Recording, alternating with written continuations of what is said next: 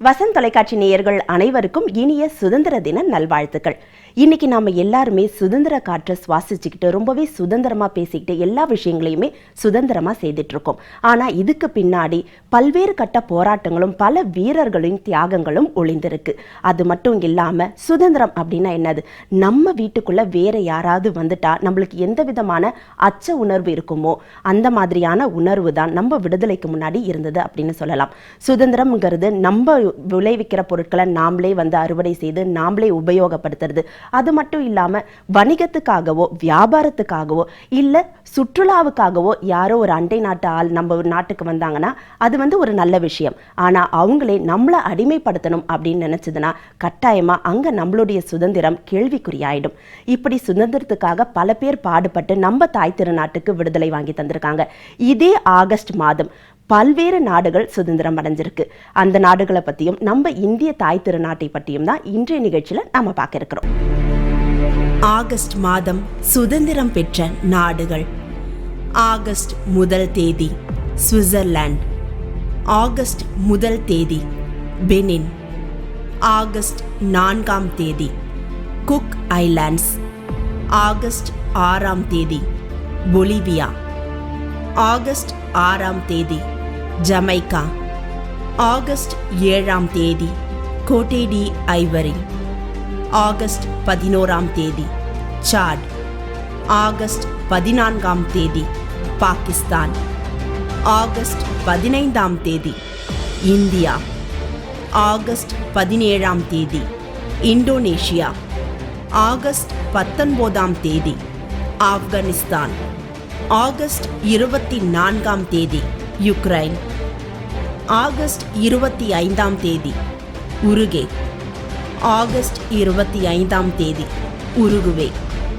August 31 தேதி Malaysia.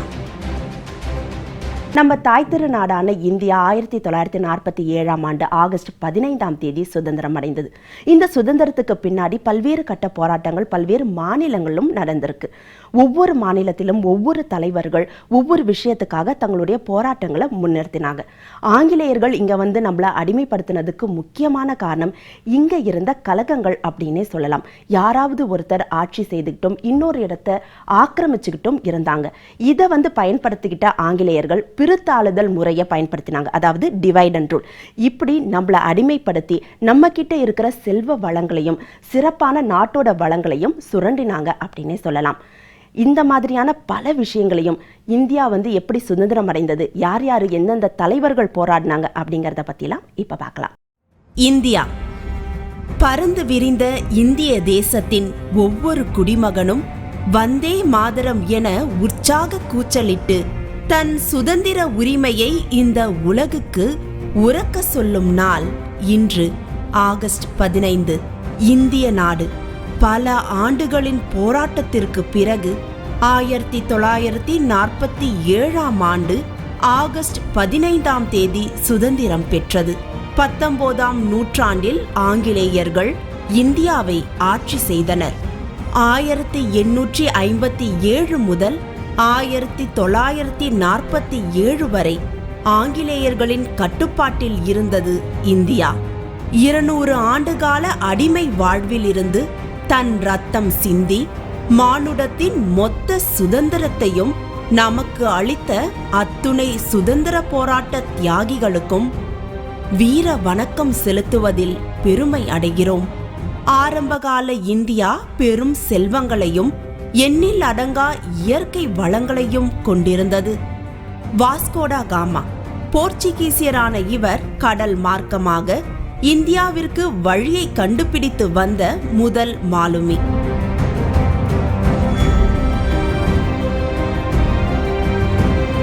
இவரது வருகைக்கு பின்னர் ஐரோப்பியர்கள் 1498 ஆண்டு வந்திறங்கினர். அவர்கள் உணவுக்கு சுவை சேர்க்கும் கறி மசாலா பொருட்களை இந்தியாவில் இருந்து ஏற்றுமதி செய்து தங்களது வாணிப தொடர்பை பலப்படுத்திக் கொண்டனர். அதன்பின் 1619 ஆண்டு பிரெஞ்சுக்காரர்கள் இந்தியாவிற்குள் நுழைந்தனர். அவர்கள் ஐரோப்பியர்களை கொஞ்சம் கொஞ்சமாக இந்தியாவை விட்டு வெளியேறும்படி செய்து அதில் வெற்றியையும் கண்டனர். இந்தியாவை தலைமையிடமாக கொண்டு கிழக்கிந்திய கம்பெனியை உருவாக்கியது ஆங்கிலேயர்கள்தான். பின்னர் படிப்படியாக இந்தியாவின் அனைத்து பகுதிகளையும் ஆக்கிரமித்தனர், ஆட்சி அமைத்தனர், அதிகாரமும் செலுத்தினர். இந்திய குடிமகன் அடிமைப்படுத்தப்பட்டான். அவனது சுதந்திரம் பறிக்கப்பட்டது. எவ்வளவு காலம்தான் பொறுமையுடன் இருப்பது என அதிகாரத்தில் இருந்த ஆங்கிலேயனை எதிர்க்கத் தொடங்கினார்கள். காந்தி, சுபாஷ் சந்திரபோஸ், ஜின்னா, பகத்சிங், நேரு, வ.உ.சி., கட்டபொம்மன் போன்ற வரலாற்று நாயகர்கள் சுதந்திரத்தை பெற்றிட வீறு கொண்டு எழுந்தார்கள். ஆண்களுக்கு நிகராக பெண்களும் தன் நாட்டுக்காக ரத்தம் சிந்தி போராடினர். ஒவ்வொருவரும் ஒவ்வொரு விதமான போராட்டத்தை கையில் எடுத்தனர். காந்திஜியின் அஹிம்சை வழியே இந்தியாவிற்கு சுதந்திரத்தை பெற்று தந்தது. தடைகள் பல வந்த போதும் அதை துச்சம் என கருதி தூக்கி எறிந்தார்கள். ஒவ்வொரு இந்தியனும் சுதந்திர வேட்கை கொண்டான். பெரும் போராட்டங்களும் கிளர்ச்சிகளும் தொடர்ந்தன. சுதந்திரம் எனது பிறப்புரிமை என்று முழங்கிடும் ஒரு பெரும் மனித கூட்டத்தை எவ்வளவு நாள்தான் எதிர்கொள்ள முடியும் ஆங்கிலேயர்களால்? 1947 ஆகஸ்ட் 15 இந்தியாவின் வரலாற்றில் ஒரு பொன்னாள். ஏறத்தாழ 200 ஆண்டு காலம் இந்தியாவில் நடந்து வந்த பிரிட்டிஷ் ஆட்சி முடிவடைந்தது. இந்தியா சுதந்திரம் அடைந்தது. ஆட்சி பொறுப்பை இந்திய மக்களிடம் ஒப்படைக்கும் விழா ஆகஸ்ட் 14 நள்ளிரவு 12 மணிக்கு, அதாவது 15 தொடங்குகிற நேரம் அது டெல்லியில் பாராளுமன்ற மத்திய மண்டபத்தில் நடந்தது. அதில் கலந்து கொண்ட நேரு தனது உரையில், இதோ இன்னும் சிறிது நேரத்தில் நள்ளிரவு 12 மணி அடித்ததும் உலகம் உறங்கிக் கொண்டிருக்கும் வேளையில் இந்தியா விழித்தெழுந்து சுதந்திர நாடாக தலை நிமிர்ந்து நிற்கும். பழமையை விடுத்து நாம் புதுமைக்குள் நுழையும் தருணம். ஒரு சகாப்தமே முடிந்து மறையும் தருணம். நீண்ட நெடுங்காலம் அடக்கப்பட்டு மௌனித்து கிடந்த ஒரு நாட்டின் ஆத்மா மறுமலர்ச்சி அடையும் தருணம். வரலாற்றிலேயே அபூர்வமாக அரிதாக தோன்றும் தருணம் இதோ நம் கண்முன் தெரிகிறது. இந்த தருணத்தில் இந்திய மக்களின் சேவைக்காகவும் மனிதகுல மேம்பாடு என்ற பரந்த லட்சியத்திற்காகவும் நம்மை அர்ப்பணித்துக் கொள்ள சூளுரை ஏற்போம். வரலாற்றின் தொடக்கத்தில் இருந்தே இந்தியா தனது முடிவே இல்லாத தேடுதலை துவங்கியது. எந்த நிலையிலும் இந்த தேடுதலையோ லட்சியத்தையோ இந்தியா கைவிட்டது இல்லை. துரதிர்ஷ்டவசமான ஒரு காலகட்டம் இப்போது முடிகிறது. நேரு சொன்னதைப் போல நம் இந்தியா வளரும் நாடுகள் பட்டியலில் இருந்து வளர்ந்த நாடாய் உருவெடுக்க நாம் உறுதி கொள்வோம். இன்னைக்கு நாம் ரொம்பவே சுதந்திரமா, ரொம்ப அழகா, ரொம்ப நிறைவா இருக்கிறதுக்கு பல்வேறு கட்ட போராட்டங்கள் நடந்தது அப்படிங்கிறத நம்ம பார்த்தோம். இதே மாதிரி பாகிஸ்தான் சுதந்திரம் அடையிறதுக்கு முன்னாடியும் பல போராட்டங்கள் இருந்தது, பல புரட்சிகள் அங்கேயும் நடந்திருக்கு, பல்வேறு தலைவர்கள் உருவாகி இருக்காங்க அப்படின்னே சொல்லலாம். பாகிஸ்தான் 1947 ஆகஸ்ட் 14 சுதந்திரம் அடைந்தது. அதுக்கு பின்னாடி நடந்த போராட்டங்களை இப்ப பார்க்கலாம். பாகிஸ்தான் 1947 ஆகஸ்ட் 14 பாகிஸ்தான் சுதந்திரம் பெற்றது. விடுதலைக்கு முன் ஒன்றுபட்ட இந்தியாவில் கிட்டத்தட்ட 25% இஸ்லாமிய மக்கள் சகோதரத்துவத்துடன் இந்தியா முழுவதும் வாழ்ந்து வந்தனர். கலாச்சாரத்தாலும் மொழியாலும் பண்பாட்டாலும் இந்தியர்களுக்கும் இஸ்லாமியர்களுக்கும் வேற்றுமை இருந்தாலும் ஒற்றுமையுடனே வாழ்ந்தனர். சுதந்திரத்திற்காக இந்திய மக்கள் ஒற்றுமையுடன் போராடி கொண்டிருந்த தருணத்தில் இஸ்லாமியர்களின் ஒரு பிரிவினர் தங்களுடைய தனிப்பட்ட சுதந்திரம் பாதிக்கப்படுமோ என்ற அச்சத்தில் உறைந்தனர். இஸ்லாமியர்களின் நலன்களை கருத்தில் கொண்டு இஸ்லாமிய தலைவரான முகமது அலி ஜின்னா முஸ்லிம் லீகை தோற்றுவித்தார். இஸ்லாமியர்களுக்கு தனி ஆட்சி அதிகாரம் வேண்டும் என்று வலியுறுத்தினார். இதன் மூலமாக இஸ்லாமியர்களுக்கான சுதந்திரத்தை முன்வைத்தார். 1947 ஆகஸ்ட் 14 பாகிஸ்தான் என்னும் தனி நாடு சுதந்திர நாடாக உருவானது. பாகிஸ்தான், அதன் அர்த்தம் பாக் என்றால் தூய்மை, ஸ்தான் என்றால் இடம். இஸ்லாமியர்களுக்கான தூய்மையான நாடாக பாகிஸ்தான் உருவானது. இந்தியாவில் இருந்து சுதந்திர பாகிஸ்தானுக்கு கிட்டத்தட்ட 1 மில்லியன் மக்கள் இடம்பெயர்ந்தனர். சரி நேயர்களே, சுதந்திரத்துக்கு முன்னாடி இந்தியா பாகிஸ்தான் பற்றி பல்வேறு விஷயங்களை நாம பார்த்தோம். அடுத்ததா நாம பார்க்க இருக்கிறது ஜமைக்கா, பொலிவியா நாடுகளை பத்தி தான். ஆனா ஒரு சிறிய விளம்பர இடைவேளைக்கு பிறகு.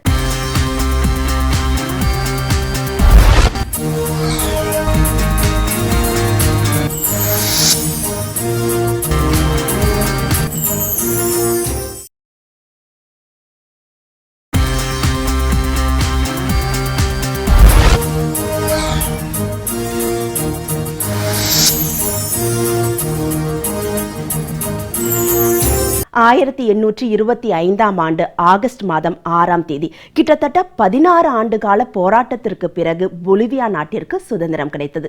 ஒவ்வொரு நாட்டிற்கு பின்னாடி ஒரு வரலாற்று சிறப்பும் ஒரு பெருமையும் இருக்கு. அதே மாதிரி பொலிவியாவிற்கும் ஒரு தனி சிறப்பு இருக்குன்னே சொல்லலாம். சுதந்திர போராட்டங்களும் பொலிவியா நாட்டுடைய பெயருக்குமே ஒரு ஒற்றுமை இருக்கு. அதை பற்றிய தொகுப்பை தான் அடுத்ததை நாம பார்க்க இருக்கிறோம். பொலிவியா 1825 ஆண்டு ஆகஸ்ட் மாதம் 6ஆம் தேதி பொலிவியா சுதந்திரம் பெற்றது. பொலிவியா நாடு தன்னுடைய 16 ஆண்டுகளின் போராட்டத்திற்கு பிறகு 1825 ஆண்டு ஆகஸ்ட் 6ஆம் தேதி சுதந்திரத்தை பெற்றது. தென் அமெரிக்காவில் உள்ள ஒரு நாடுதான் பொலிவியா. அப்பர் பெரு என்று அழைக்கப்பட்ட நாடுதான் இன்று பொலிவியா என்று அழைக்கப்படுகிறது. தென் அமெரிக்க நாடான பொலிவியா தன்னகத்தே இயற்கை வளங்களையும் தாதுக்களையும் கொண்டது. 16ஆம் நூற்றாண்டில் பொலிவியா ஸ்பானிஷ்காரர்களின் கட்டுப்பாட்டின் கீழ் வந்தது. இங்கா எனப்படும் பழங்குடி மக்கள் அதிகம் வாழும் தென் அமெரிக்கா பகுதியில் 1700ஆம் ஆண்டு ஸ்பெயின் நாட்டுக்காரர்கள் வணிக நோக்கத்தோடு உள்ளே நுழைந்து இங்கா மக்களையும் அந்த பகுதிகளையும் தன்னுடைய ஆட்சி அதிகாரத்திற்கு கொண்டு வந்தனர். சைமன் பொலிவியா என்ற இராணுவ வீரர் இங்கா பகுதி மக்களுக்காக போராடி ஸ்பெயின் நாட்டிடம் இருந்து விடுதலை பெற்று தந்தார்.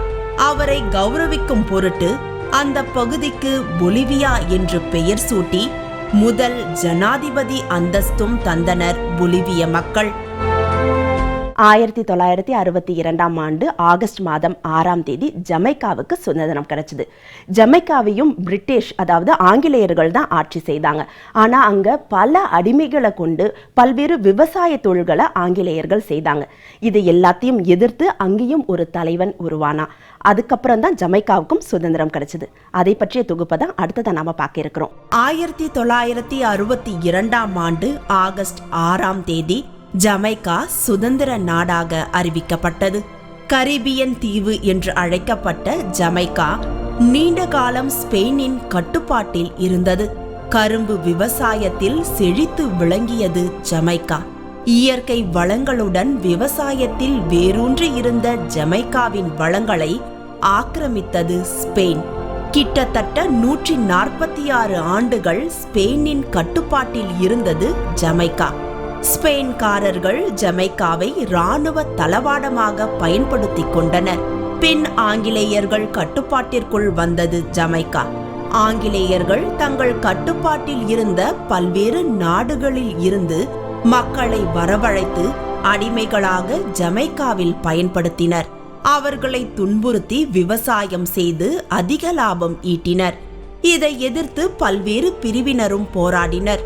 தொழிலாளர் தலைவரும் வழக்கறிஞருமான மார்க்கஸ் கார்னி உலகளாவிய நீக்ரோ முன்னேற்ற கழகத்தை 1914ஆம் ஆண்டு தோற்றுவித்தார். இதற்காக 5 ஆண்டுகால சிறை தண்டனைக்கும் ஆளாக்கப்பட்டார். அதன் பின் பல கட்ட போராட்டங்களை நடத்தினார். ஜமைக்காவின் தேசிய நாயகனாக மக்களால் அங்கீகரிக்கப்பட்டார். அலெக்சாண்டர் புஷ்மாந்தே தன்னுடைய புரட்சிகரமான சீரிய பேச்சாற்றலால் ஜமைக்கா மக்களின் தேசிய உணர்வுகளை தூண்டினார். இதற்காக 2 ஆண்டு காலம் சிறையில் அடைக்கப்பட்டார். 1943ஆம் ஆண்டு புஷ்மந்தே ஜமைக்கா தொழிலாளர் சங்கத்தை தோற்றுவித்தார். பல கட்ட போராட்டங்களுக்கு பிறகு 1962 ஆகஸ்ட் 6 ஜமைக்கா சுதந்திரம் அடைந்தது. புஷ்மந்தே சுதந்திர ஜமைக்காவின் முதல் பிரதமரானார். எந்த நாடா இருந்தாலும் சுதந்திரத்துக்காக எந்த அளவுக்கு போராடி இருக்காங்க அப்படிங்கறத ஜமைக்கா பொலிவியா நாட்டை பத்தி நம்ம பார்த்து தெரிஞ்சுக்கிட்டோம். அடுத்ததா நாம பார்க்க இருக்கிறது ஆப்கானிஸ்தான், மலேசியா நாடுகளை பத்தி தான். ஆனா ஒரு சின்ன விளம்பர இடைவேளைக்கு பிறகு.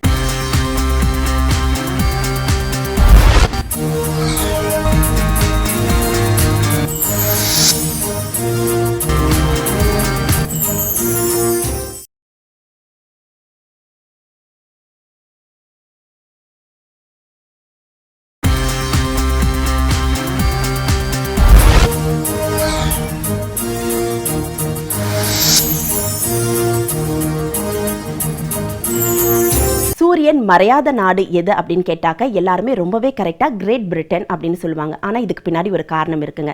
சூரியன் உதயமாகும் நாடுல இருந்து சூரியன் மறையும் நாடு, அதாவது இதற்கு இடைப்பட்ட பல்வேறு நாடுகள் பல கண்டங்கள்ல ஆட்சி அமைத்தது இந்த கிரேட் பிரிட்டன் தான். அதனாலதான் சூரியன் மறையாத நாடு எதுன்னா கிரேட் பிரிட்டன் சொல்றாங்க. இதற்கு இடைப்பட்ட பல நாடுகளையும் கண்டங்களையும் கிரேட் பிரிட்டன் ஆட்சி புரிஞ்சாங்க, அடிமைகளாக்கி வச்சிருந்தாங்க. அப்படி ஒரு நாடு தான் ஆப்கானிஸ்தான். இப்படி ஆங்கிலேயர்கள் கிட்ட இருந்து ஆப்கானிஸ்தான் 1919 ஆகஸ்ட் 19 விடுதலை அடைஞ்சது. இப்போ ஆப்கானிஸ்தானை பத்தி நம்ம பார்க்கலாம். ஆப்கானிஸ்தான் நாடு 1919 ஆகஸ்ட் 19 சுதந்திரம் பெற்றது. ஆப்கானிஸ்தான் அதிகாரப்பூர்வமாக இஸ்லாமிய குடியரசு ஆட்சி பெற்றது. உலகில் அதிக மக்கள் தொகை கொண்ட நாடுகளில் ஆப்கான் 42வது இடத்தில் உள்ளது. இங்கு சுமார் 31 மில்லியன் மக்கள் வாழ்கின்றனர். இந்நாடு பல வருடங்களாக பிரிட்டிஷ் கட்டுப்பாட்டின் கீழ்தான் இருந்தது. பழங்காலத்தில் இந்த நாடு அலெக்சாண்டர், முகலாயர்கள், டச்சுக்காரர்களின் கட்டுப்பாட்டில் இருந்தது. ஆங்கிலேயர்கள் ஆப்கானிஸ்தான் வாணிபம் செய்ய துவங்கினர். பின்னர் படிப்படியாக அடிமையும் படுத்தினர். ஆப்கானிஸ்தானில் ஆங்கிலோ ஆப்கன் போர் வெடித்தது. ஆங்கிலோ ஆப்கன் போர் மூலமாக ஆப்கானிஸ்தான் சுதந்திரம் அடைந்தது. முதல் ஆங்கிலோ ஆப்கான் போர் 1838 முதல் 1842 வரை நடந்தது. இதில் ஆங்கிலேயர்கள் ஆப்கான் வீரர்களால் தோற்கடிக்கப்பட்டனர். இரண்டாவது ஆங்கிலோ ஆப்கான் போர் 1878 முதல் 80 வரை நடந்தது.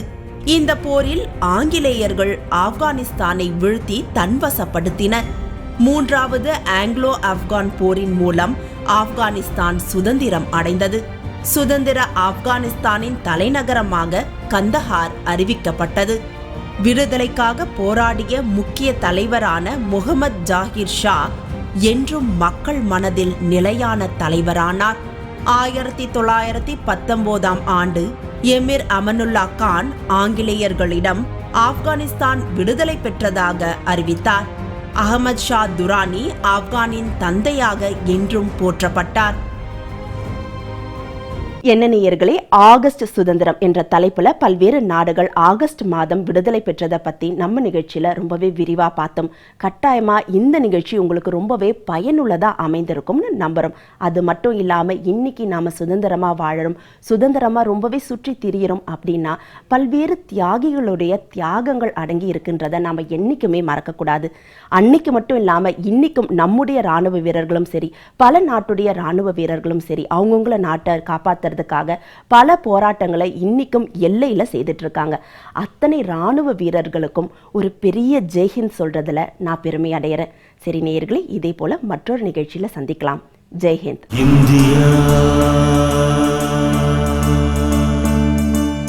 இந்தியா